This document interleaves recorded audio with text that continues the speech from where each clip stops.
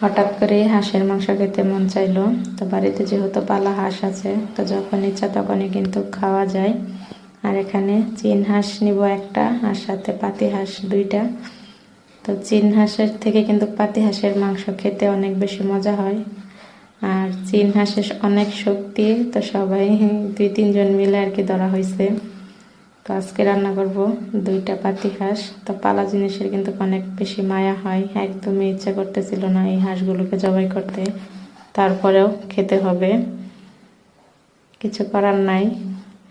তো এখানে দুইটা পাতি হাঁস নিলাম, এখন হাঁসগুলোকে জবাই করব। আর শীতের মধ্যে কিন্তু হাঁসের মাংস খেতে অনেক বেশি মজা হয়।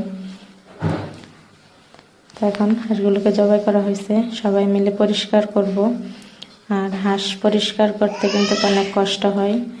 তো এই হাঁসগুলো তার তুলনায় কিন্তু একটু কষ্ট কমই হয়েছে, খুব তাড়াতাড়ি পরিষ্কার হয়ে গেছিল।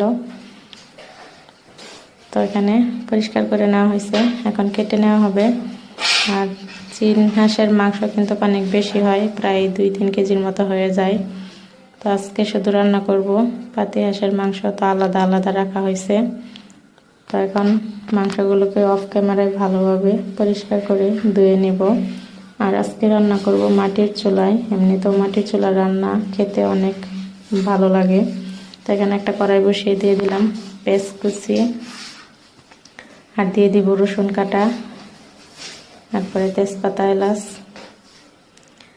তো এখন একটু ভালোভাবে পেঁয়াজগুলোকে ভেজে এখন দিয়ে দিব আদা বাটা, জিরা বাটা, রসুন বাটা একসাথে।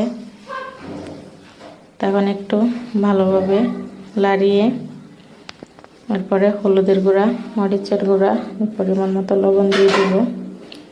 আর শীতের রাতে এরকম মাটির চুলায় হাঁসের মাংস রান্না করে খাওয়ার মজাই কিন্তু অন্যরকম।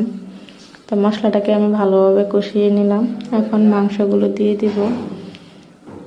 হাঁসের মাংস যতটা সময় নিয়ে রান্না করা হবে ততটাই কিন্তু খেতে মজা হবে। আর আমি এখানে অনেক সময় নিয়ে হাঁসের মাংসটাকে রান্না করছি। আর একটা কথা আছে, হাঁসের মাংস কিন্তু যতটা জাল হবে খেতে কিন্তু ততটাই মজা হবে। আর আজকে গ্রামীণ পদ্ধতিতে মাটির চুলায় হাঁসের মাংস রান্না করব। তো কার কার হাঁসের মাংস পছন্দ অবশ্যই কিন্তু জানাবেন। তো মাংসটাকে আমি ভালোভাবে একদম কষিয়ে নিব। তো কষানোতেই কিন্তু মাংসটা প্রায় হয়ে যায়। তো কিছুক্ষণ পরে কিন্তু মাংসটা হয়ে গেছে প্রায়, কালারটাও অনেক সুন্দর। আর আমি অনেকটা টাইম